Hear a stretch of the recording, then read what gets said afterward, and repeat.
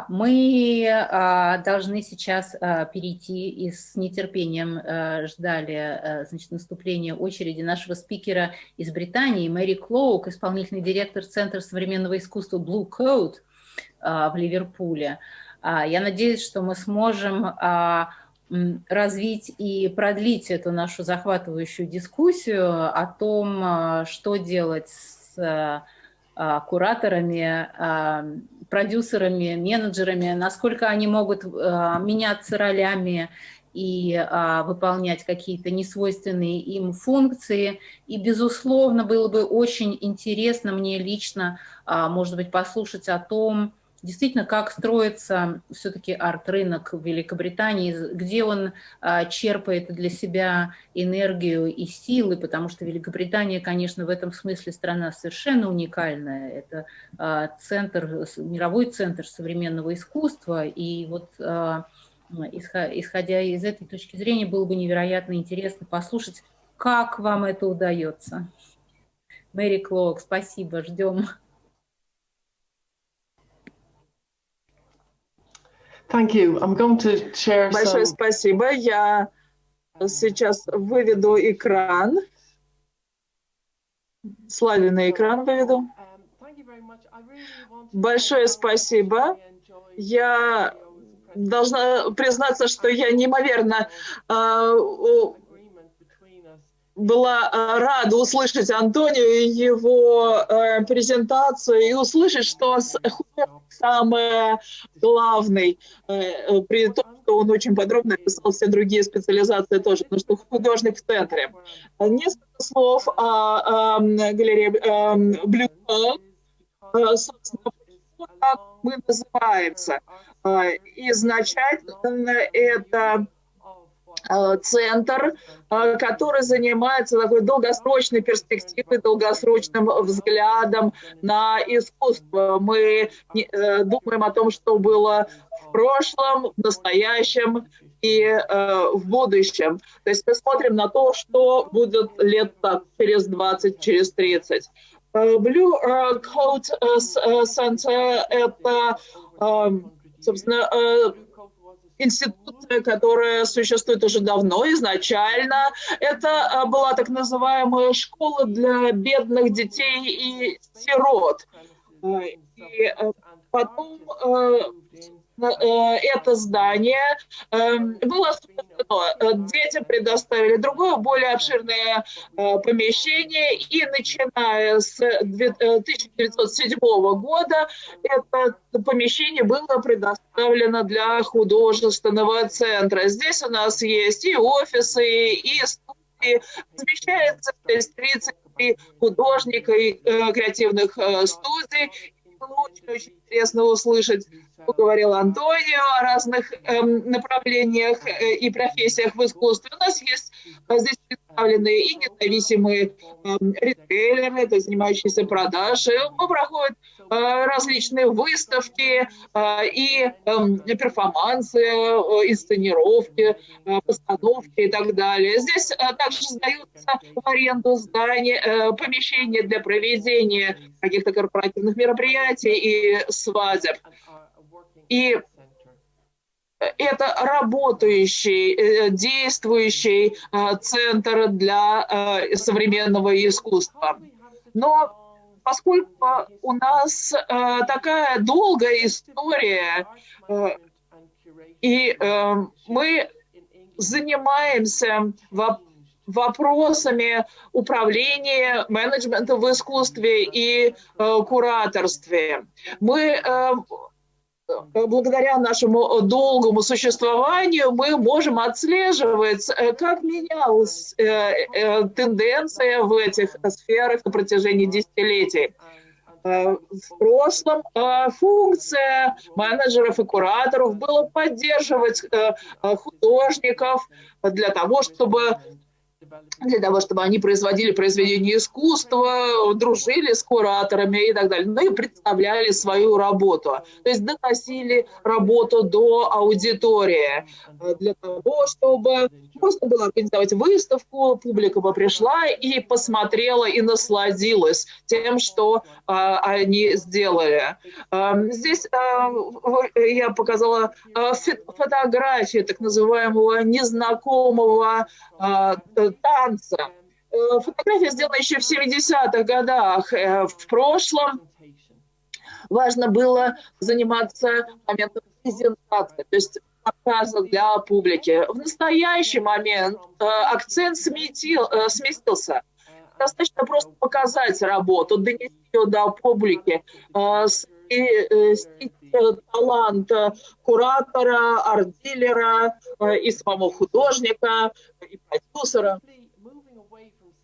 Просто если переходить от функции донесения работы до публики, мы переходим к так называемой социальной функции. Мы говорим о социальной ответственности искусства. Мы создаем социальное пространство, открытое для города, куда люди могут прийти, где они могут спокойно себя чувствовать, комфортно, безопасно, где много всяких разных лавочек и магазинчиков, и это своего рода оазис вневременной, который помогает вырваться из нашего суетного мира. Это площадка, где можно вести обсуждения, где мы предлагаем людям вести дискуссию, острую дискуссию, выступать с критикой. И это окно, открывающее людям вид на весь мир, дает возможность посмотреть вокруг. И, безусловно, у арт-центров в этом очень важная роль. Мы помогаем людям. И во время пандемии COVID-19 мы в Blue Code перешли из программ, которые мы проводили непосредственно в помещении нашего центра, в цифровую реальность. Мы подготовили и онлайн-выставку, мы подготовили так называемый плейлист. И также, помимо этого, мы занимаемся размещением информации для семей, потому что родителям, как мы знаем, пришлось еще работать учителями для своих детей, которые тоже не ходили в школу. Поэтому наша команда, занимающаяся различными мероприятиями для детей, мы проводили такие, организовывали встречи для родителей, для детей.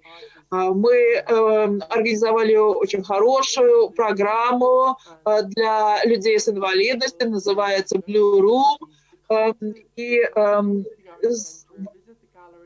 в обычном формате они приходят к нам в центр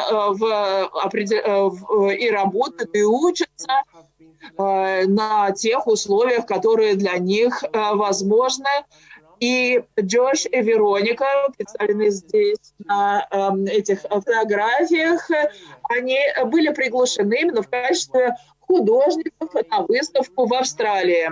Blue Room — это платформа, существующая в нашем центре. Здесь много что происходит, и арт-менеджеры, и кураторы не просто занимаются презентацией искусства, но тем, что доносят искусство до публики за пределами стен музея. Мы вынесли наш проект Blue Room из стен нашего центра в режим онлайн. И, безусловно, есть специальная программа для развития художников. Это цифровая программа. у нас есть определенная студия для этого, но во время пандемии мы перешли в режим онлайн для того, чтобы поддержать художников и запустили эту программу по профессиональному развитию для того, чтобы художникам установить связь с кураторами и чтобы помочь выставочные возможности во время пандемии. Ну, все то, о чем говорил Антонио, совершенно справедливо, но также должна заметить, что роль и функция всех этих профессионалов расширяется и уже отличается от того, что было десятилетия назад. Что же нас ждет в будущем, через 20-30 лет? Мы приглашаем этих профессионалов смотреть на будущее, ориентироваться на то, что произойдет через десятки лет. Я очень надеюсь на то, что наши сегодняшние участники, которым лет 20-30, наверное, будут заниматься как раз вопросами арт-менеджмента и кураторства в 40-х и 50-х годах 21 года. Поэтому у нас есть проект, который называется «Давайте творить». Это десятилетняя стратегия, которая была разработана в Великобритании для того, чтобы сместить основу, сместить тот фундамент, на котором функционирует искусство в Великобритании. Наша цель признать то, что галереи являются творческими центрами, но помимо этого та деятельность, которой люди занимаются в своей повседневной жизни во всей стране, должна достичь такого же признания, как и художественная деятельность, протекающая в галереях. И поэтому как нам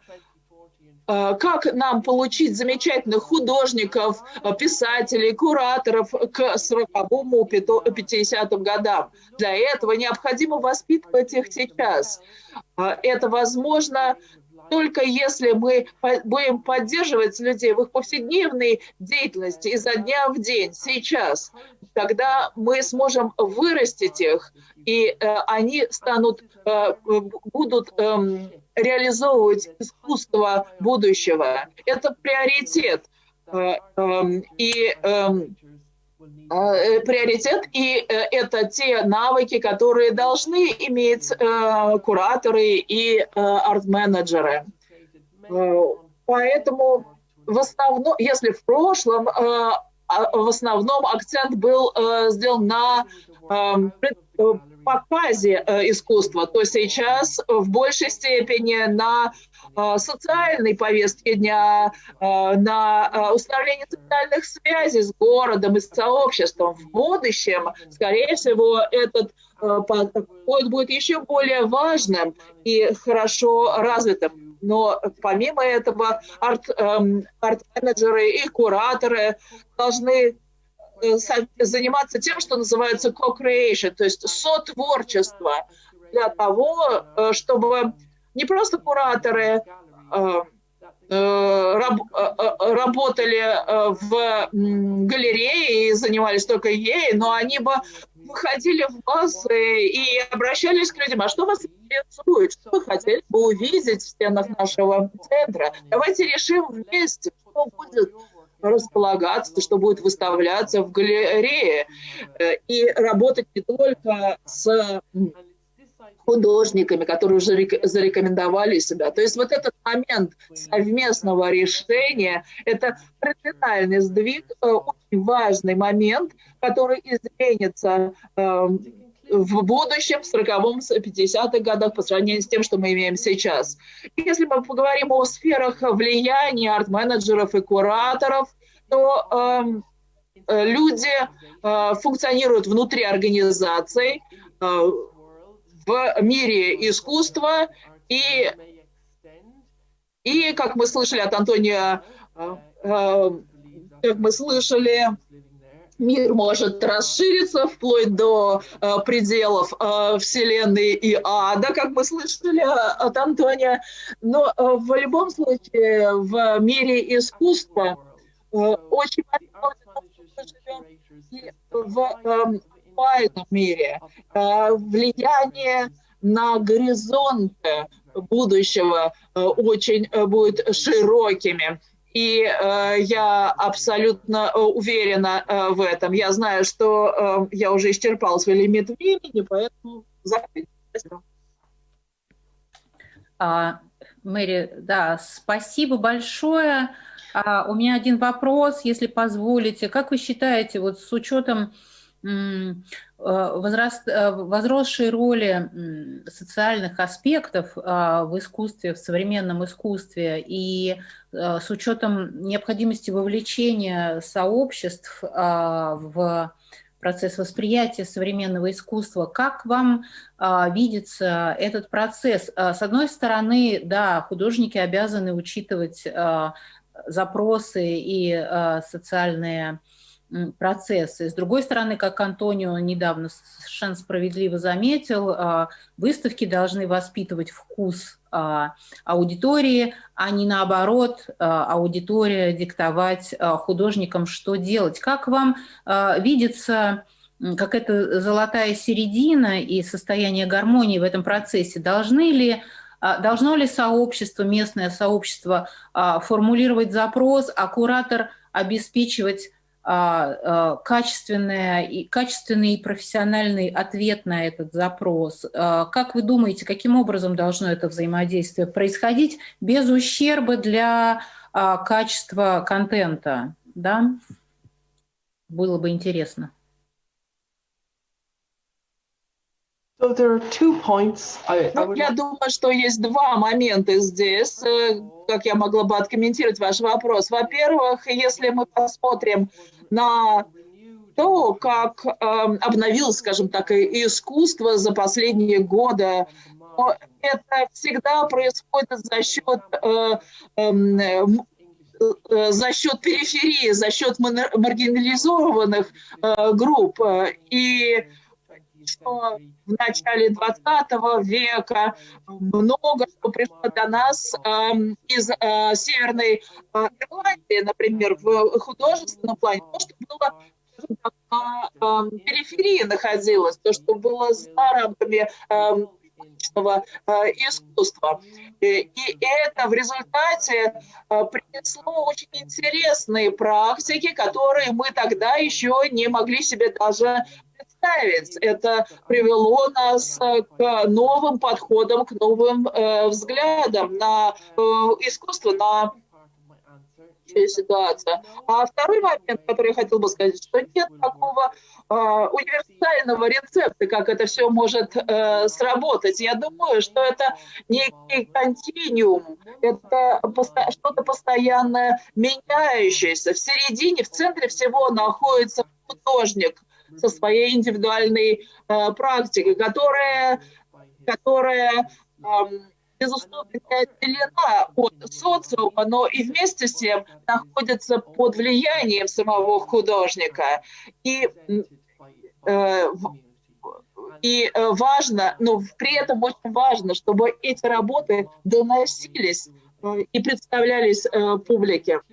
Надо, так скажем, исповедовать инклюзивный подход, который бы включал бы все и давал возможность людям выразить себя в художественном плане. Thank you so much. Спасибо большое.